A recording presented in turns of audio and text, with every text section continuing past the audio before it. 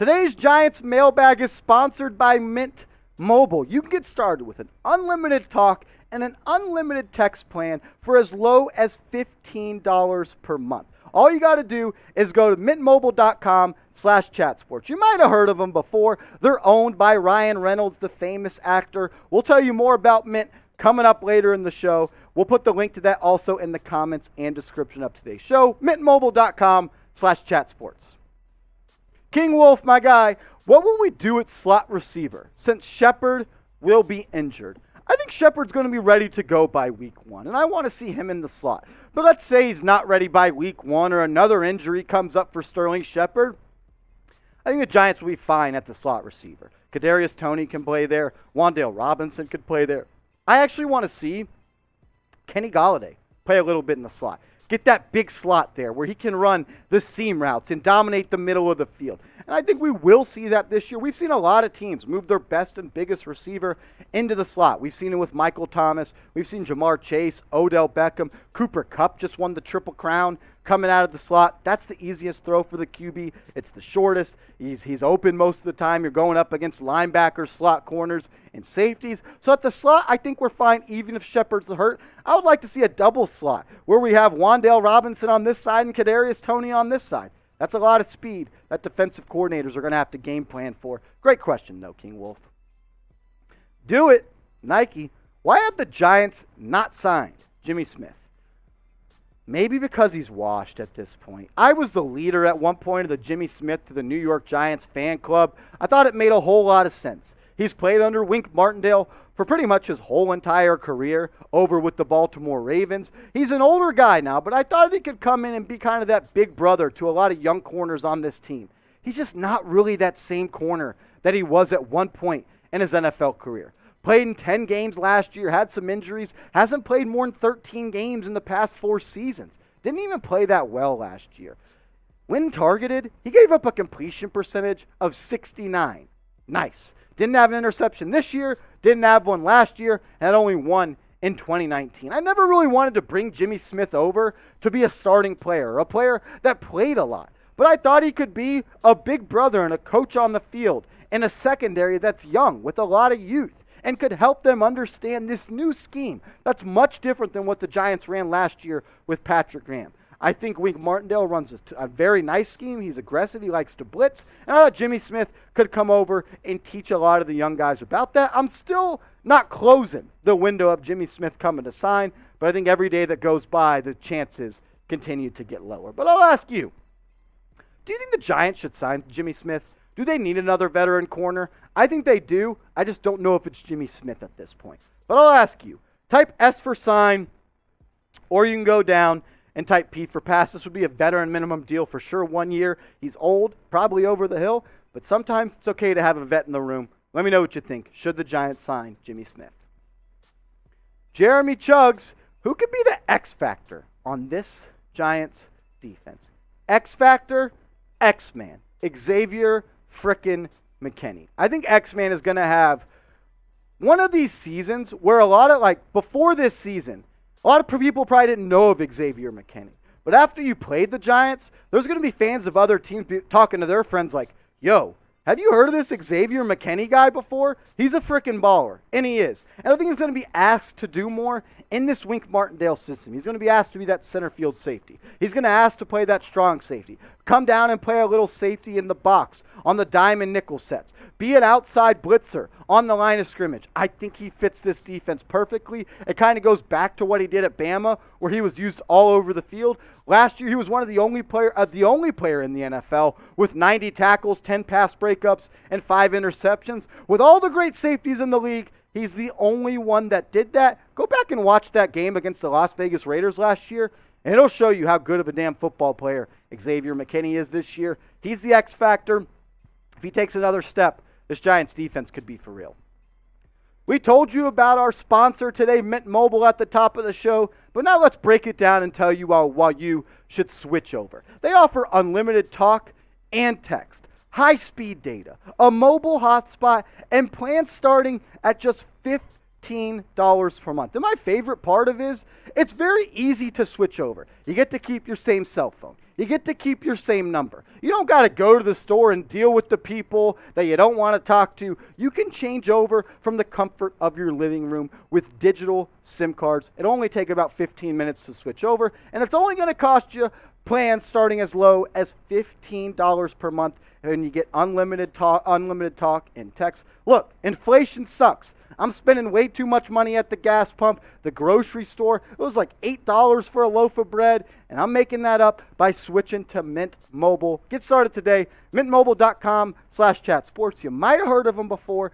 They're owned by Ryan Reynolds, a famous actor. Do like me. Save yourself some money. Be smart with your wallet. Switch today. mintmobile.com/chatsports. Riley 4S Jr. Okay. What do you think of Adoree Jackson? I love Adoree Jackson. Started a little bit slow for the Giants last year. Kind of was the butt of a lot of jokes because he got beat early on. He got scored on against the Denver Broncos. Ricky Seals-Jones mossed him when we played against the Washington football team in the corner in the end zone. But the last 9, 10, 11 games of the season, according to Pro Football Focus, Adoree Jackson was a top 5 corner in the NFL. I am a little bit concerned, though, about his injury proneness, if that's a word. He seems to always be bruised and nicked up a little bit. But he's going to have to play all 17 games this season. He's now going to have to go back to being a cornerback 1 on a team. Last year he had big bro James Bradbury as the CB1 he could depend on, but now he's got to be that guy. Is he ready to match up against wide receiver 1s all year long? That's a tough and tall task to do, but the amount of money we paid him, he better frickin' do it, because that's what we pay you to do. And he got paid to do it. I love Adoree. I want to see him take another step this season. I think he has all the skills in the world to be a lockdown corner in the NFL. Can I get a G-Man? Do you think Wan'Dale Robinson plays a lot this year? What's a lot? Do I think he becomes a starter week 1, week 2, week 3? No. But as we know, injuries always happen in the National Football League. And let's say an injury happens to a guy like Galladay or Shepard or Tony. Wan'Dale Robinson is going to be asked to go up and play a lot of football. And he has the potential to be a very big, dynamic playmaker for the New York Football Giants. Do not be surprised if you see Wan'Dale Robinson, Kadarius Toney, Sterling Shepard, Galladay, and Saquon Barkley all on the field at the same time. But with Saquon split out wide and Wan'Dale Robinson in the backfield, we've heard some of that being done at Giants offseason workouts this summer. He played a little bit of running back in Nebraska before he transferred to Kentucky. He has all the skill sets to be elite, and I think he fits the mold of what the Giants want to do at wide receiver. They want guys that are generators with the football in his hands, and that's what he is. He can get active after the catch. He's a yak machine. I think he's going to be great. But how many touchdowns do you think Wan'Dale Robinson will score this season? Let me know in the comment section. I'll say 5 TDs for the Rook this season, but let me know what you think. Talik, what up, bro? What do you think the odds are of the Giants being this year's Bengals? Not very high. Keyshawn Johnson actually said he named 5 teams that could be this year's Bengals, and the Giants were on that list. And I'd love for the Giants to make it to the Super Bowl this year. But it pains me to say it. I don't think so. I love this team. I love this organization. I bleed Giants blue. But Talik, the odds, 5% chance. And that might be a little bit too high. But I appreciate your question. I appreciate your fandom. And I appreciate you subscribing. And if you get like Talik, subscribe to New York Giants Now. Because we just crossed over 10,000 subscribers. But we're trying to get to 11,000 by week 1. We are 54 days away from week 1 of the National Football League, and I know we can get there. If you love the Giants and you're looking for a one-stop shop on YouTube that does nothing but cover everything under the sun related to the New York Football Giants, we're your channel. Hit us up, youtube.com/NYGiantsTV. Pop, 3 draft prospects you want the Giants to get next year. Also, over under 7 games won. I'm going to go with over. I think the Giants win 8 games this year. I think they can go 8-9 this year. They'll be right around 7. And I think that's why Vegas has it there. Vegas knows Vegas is right, and they make it tough. But 3 draft prospects, I'm going to lean on a quarterback because as much as I want to see Daniel Jones be the guy, I'm not sure if he's ready to do that. Bryce Young, C.J. Stroud, and I like Van Dyke, the quarterback from Miami. I almost said Will Levis, but the fact that he puts mayonnaise in his coffee and eats bananas with the peels on, I can't trust him. He shouldn't be allowed close to a school at all. That is criminal activity. First off, mayonnaise sucks. And if you're going to put it in coffee, you're a freaking weirdo. But, Pop, I want the Giants to draft a quarterback after this year. Give me Stroud, suck for Stroud, blow for Bryce, and be weird for Tyler Van Dyke. Pushing P, YSL, hopefully you're not in prison. What do you think surprises, or who do you think surprises the most this year? Great question.